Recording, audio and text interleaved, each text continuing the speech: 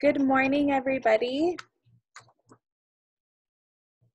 Okay, so we are going to get started with our Ask the Expert webinar. This webinar is produced by the Center for Innovation and Resources with funding provided by the California Governor's Office of Emergency Services, made possible through the United States Department of Justice Victims Crime Act. So first I'm going to go over a few housekeeping items. So your audio is set to come through your computer. Please make sure your volume is turned up.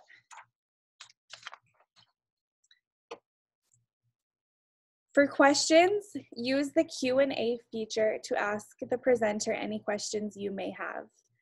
Our presenter will begin answering questions that have been emailed in. As the session continues, she will answer the questions that have been submitted during the session. There is a feature to ask questions anonymously. For any tech support, please use the chat feature. And when sending a chat, please choose all panelists from the drop-down menu. So now I would like to welcome our presenter, Rachel Ray. Rachel is a managing attorney at the University of California Immigrant Legal Services Center. At the UC Center, Rachel handles an immigration caseload and oversees immigration legal services provision to students and their family members at UCSF, UC Davis, UC Merced, and UC Santa Cruz. Her immigration legal experience includes removal defense, family and humanitarian-based immigration, and business immigration work at private firms. All right, so one second, let me go to our videos here. All right, so we're gonna introduce Rachel here. And we're just gonna go ahead. Rachel, I just wanna make sure I can hear you perfect. Okay. Yep. So we're going to go ahead and get started with our first question. One second here. Okay, all right. So can you explain what qualifies you to be a dreamer?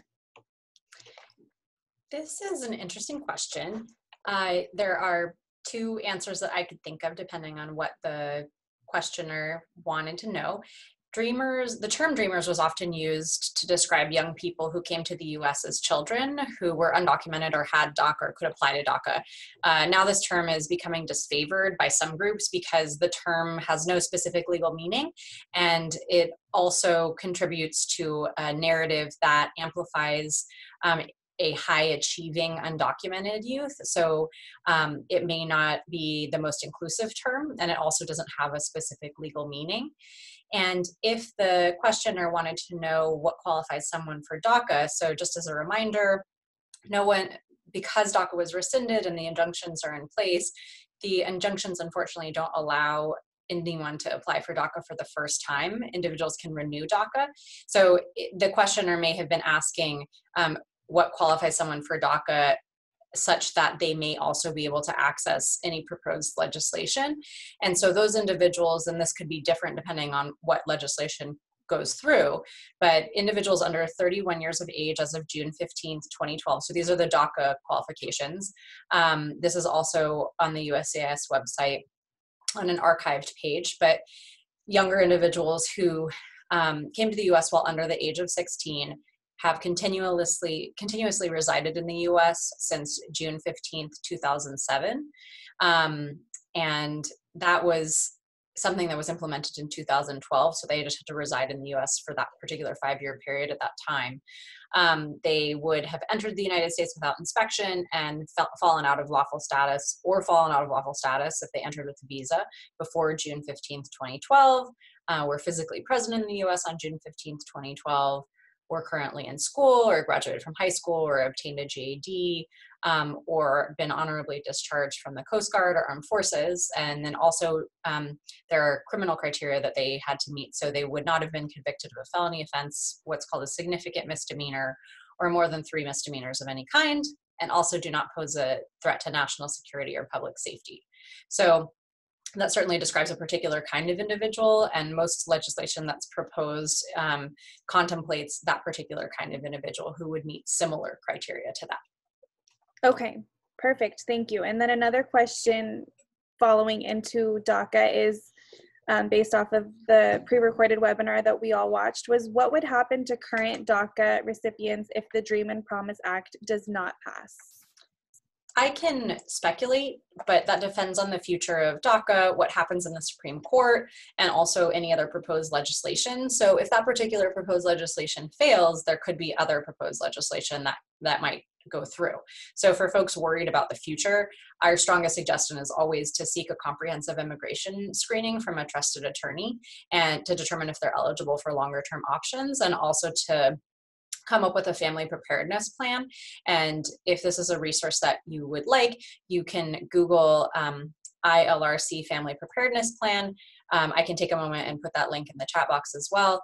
But these are ways that you can contemplate what might contemplate what to do if somebody loses DACA or if the proposed legislation doesn't pass. Okay. And so we covered a lot in the pre-recorded video, so we're going to move on from DACA. Just a reminder, anybody who does have questions, please feel free to put those in the Q&A session and we can come back to DACA. But for now, we will move on to our next question, which is, can you be deported through a raid if you have no criminal history or any sort of deportation request? Very generally speaking, anyone in the United States without authorization, so anyone who is unlawfully present, can be put into removal proceedings. So it's not just individuals with a criminal history or prior negative immigration activity. However, just because someone is placed in removal proceedings, it's not guaranteed that they'll be removed. So when I use the word removal, that's a legal term that we use for what the general public conceives of as deportation. This is where understanding one's rights can be especially important, and I'll talk a little bit more about rights in just a minute. Okay, so kind of leading into our next question, what rights do undocumented individuals if they find themselves detained by a raid? Yeah, so what I like to convey to most people is that you're right. The really important rights to remember are the same in any context. So you have the right to remain silent. In California, you generally have to give your name, but you don't have to give any other information. So you have the right to remain silent, and you have the right to speak with an attorney. And so that's true of police contact. I, as a US citizen, have those rights. We all have those rights. In a raid specifically, the things that you might think about would be to stay calm and do not run away. That really raises a red flag for the enforcement agents. You can remain silent or tell the ICE agent you want to remain silent. And if you do speak, absolutely do not lie. You can ask to speak with an attorney. Don't sign any documents or answer questions without a lawyer present. Signing things without knowing what they are is really problematic for the immigrant population. It's something that we come up against a lot. And also, individuals can record details and names of officers. There's some apps where you can do this. They can just pay attention and write notes as soon as they're able to.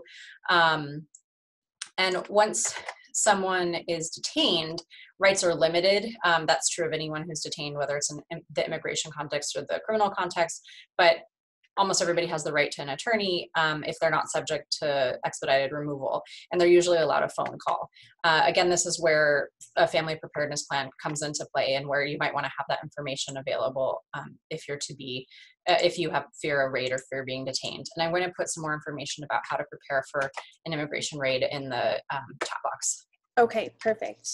Thank you. A question that just came in was, does the U visa offer any protection during the processing time? So the answer to that is a little bit nuanced. And like most things, this is a favorite lawyer answer, but it depends. So protection, yes. And it depends on the point in which the processing they are. So once somebody submits a U visa application, it pends for a while. And usually right now it's about 2 to 3 years. A U visa applicant might receive what's called deferred action, which is very similar to DACA. So it's deferred action from deportation or removal, and also work authorization. Before that time, an individual submits a U visa application, and 6 months later they're put into removal proceedings. They may not have strong protections, but there's certainly an argument to be made that this individual has immigration relief available. Let's postpone any action in their removal proceedings until we know the outcome of the U visa case. Okay, thank you. So we are going to, well, we just got another question. I think it's related to the raids. So can ICE agents arrest someone who does not have a legal status and comes to a family court in California for a family court matter? So I just saw something about this, and I don't have it up on my screen, but I haven't delved into it. A law just passed days ago that saying essentially, my understanding of it is essentially that those arrests can't happen in court. I don't want to make any promises without having read the legislation and understanding how it'll be implemented. But my understanding is that California is trying to do things to ensure that people still feel comfortable going to family court. And it might take me too long to find that information while we're doing this webinar, but you can feel, if you're really want to know about this legislation, you can email me and I'll send you the information I have about the legislation. You can also Google it. Okay, and we'll make sure to give your email information out at the end. Just encouraging people to still send those questions in. So we're going to move on to the section on public charge. Can you give specific examples how they would decide if someone would be a public charge? For example, do they perform health or medical pre-exams? Okay, so I'll break this down a little bit. Anyone who applies to become a lawful permanent resident must have a medical examination.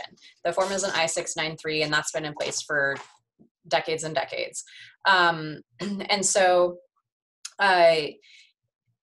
yes, there will always be a medical exam prior to obtaining a green card. Those medical exams, we don't know yet if those would be used in consideration of public charge. What the changes are is that the new rule defines a public charge as someone who receives any number of public benefits for more than an aggregate of 12 months over a 36-month period of time. So it's sort of a comprehensive analysis in theory. We haven't seen it implemented because it's been enjoined, which I'll address in a moment. But each benefit used counts towards the 12-month calculation. So if someone receives 2 different benefits in 1 month, that counts as 2 months use of public benefits.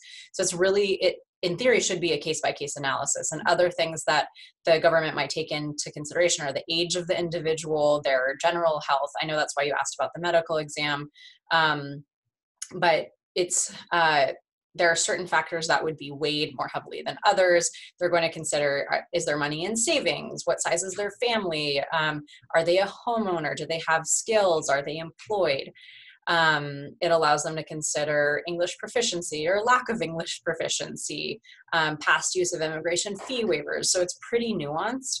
And I would encourage you, there are lots of webinars about public charge that are available for free to folks. I don't know of them off the top of my head, but I get information about one at least once a day. And so if you're interested in the potential impact of public charge and learning more even before it's implemented, then I suggest that you Google around a little bit about finding a webinar in your area, because this is an entire webinar unto itself. I think the only other thing I would mention is that what we believe is that bonds are possible where an immigration officer finds that someone is inadmissible based on public charge. And so bonds would be discretionary, and there would be a lot of consideration before somebody would be granted a bond to get out of the public charge. Okay, and so we have a couple more questions about public charge, and then I will address the new questions that came in. Will accessing public services like food stamps for your children affect your ability to apply for permanent residency? Yeah, what I think this is a good place to mention that food stamps are available only to U.S. citizens and limited categories of lawfully residing immigrants. So someone could have a green card and be eligible for food stamps and not necessarily become a public charge. So just want to remind everybody that certain individuals are exempt from the public charge consideration. To answer the specific question, public charge determinations will only consider use of benefits by the individual and will not take into account benefits used by other family members, including children. So this is what we've been told. I don't know how it will be implemented. Okay. And then how are ways that you can prove that you can access insurance before coming or before processing your residency? Yeah, so this is really speculative. We don't know. So all we have is this proclamation that Trump put out. You can actually just Google the proclamation and read it. It's actually fairly accessible. It's maybe a page and a half. So I would say, generally speaking, just stay tuned. We don't know exactly yet what will be required or accepted as evidence exactly.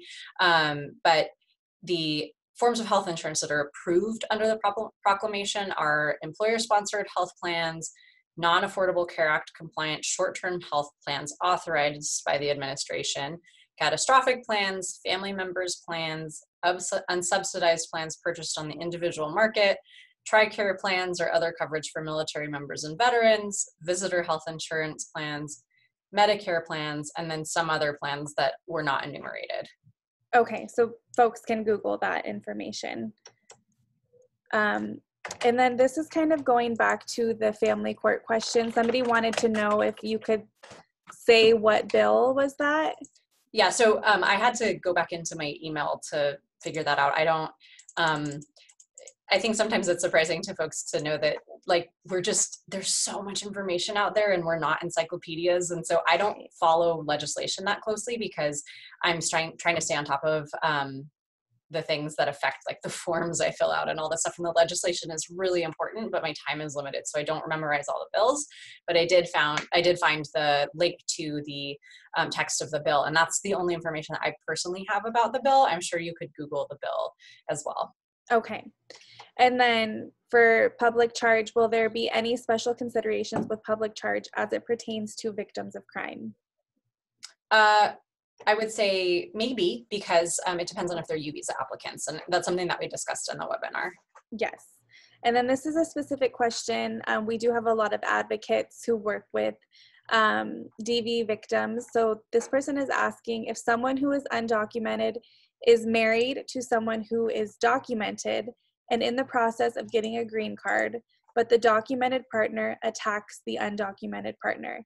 Can the undocumented partner qualify for a visa or green card if the undocumented partner seeks a divorce due to domestic violence? So that's a pretty fact-heavy situation, and I'll answer as best I can. I'll just start by saying it fully depends on the individual circumstances of that person, and that person should always seek individual analysis from an immigration attorney. But very generally speaking, if someone has not yet obtained a green card and the process is pending, it does seem like they could qualify for a U visa if they report the crime.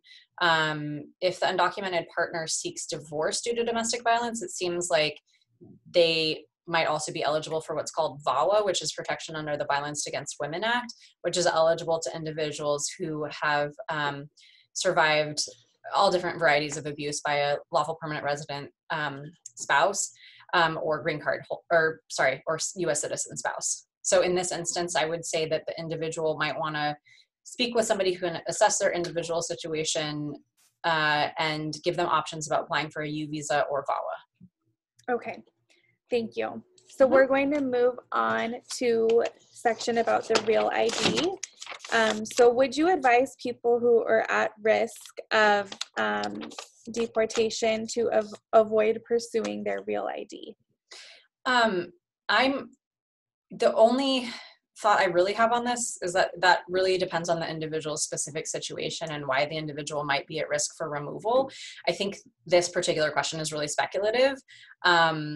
The one thing I might mention is that if someone already has DACA and already has their driver's license, they should be able to have a real ID. So maybe one thing to contemplate or be reminded of is that individuals who are fully undocumented cannot get the real ID.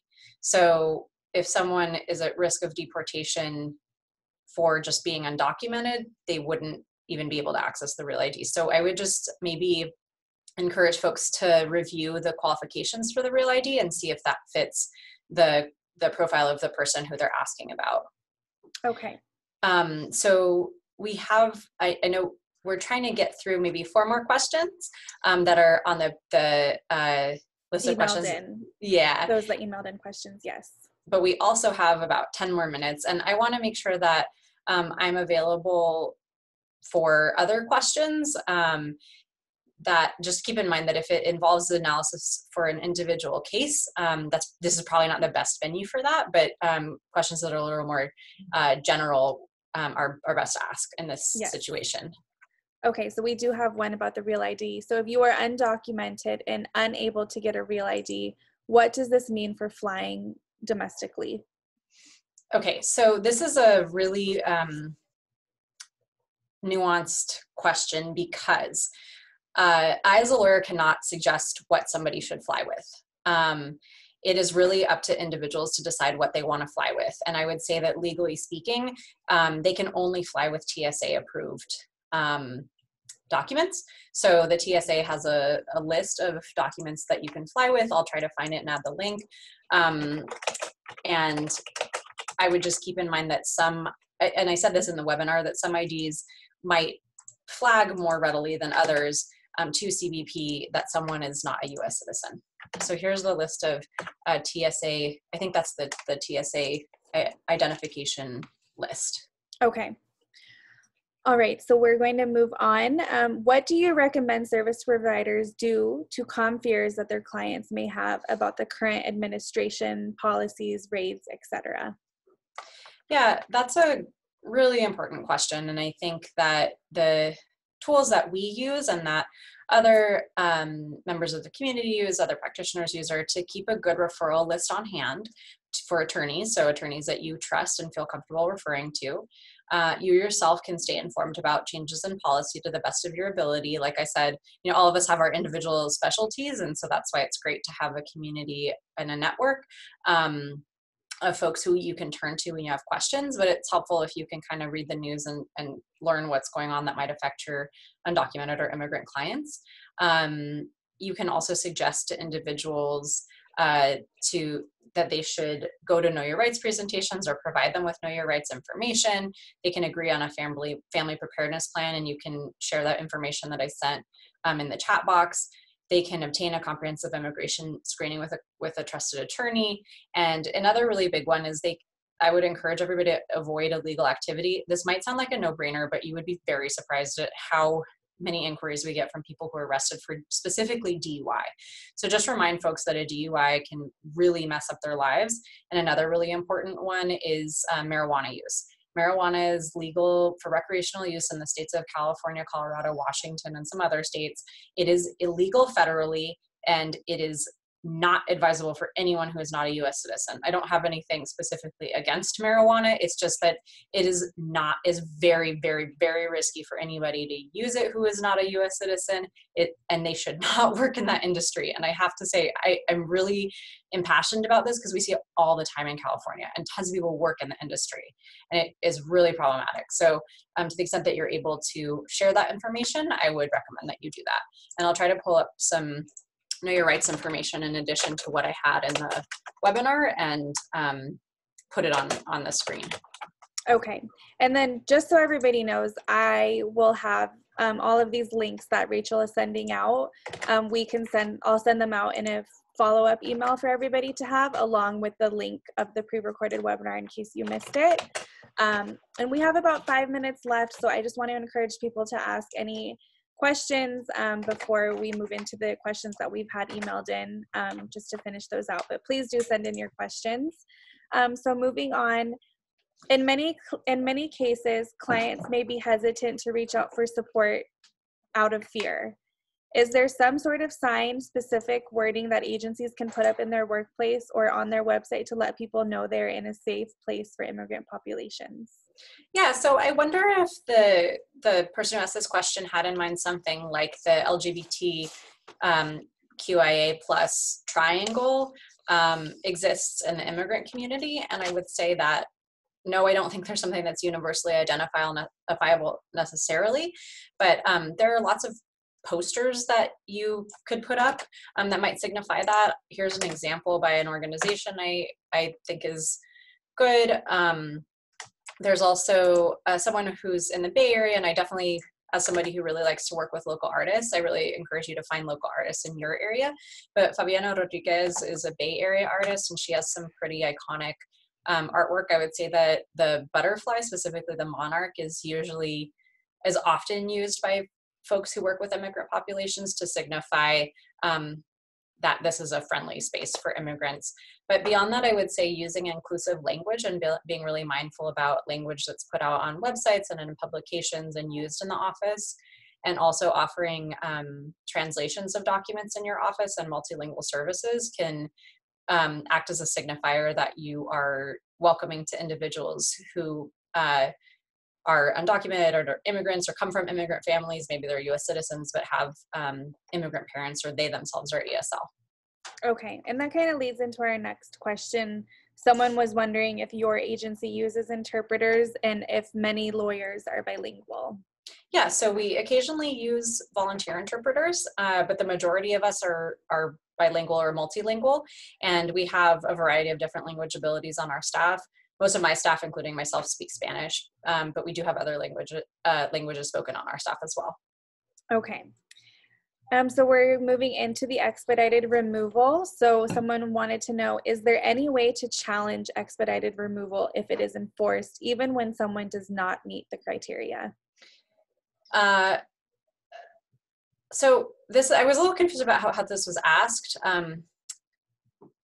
When someone doesn't meet the criteria for expedited removal, that would be, I believe, to be grounds for challenging it. When we are alerted to the fact that somebody's detained, we immediately assess whether or not they should theoretically be subjected to expedited removal. If someone really meets all the criteria, there is not a ton you can do to challenge expedited removal other than help the family prepare for that eventuality.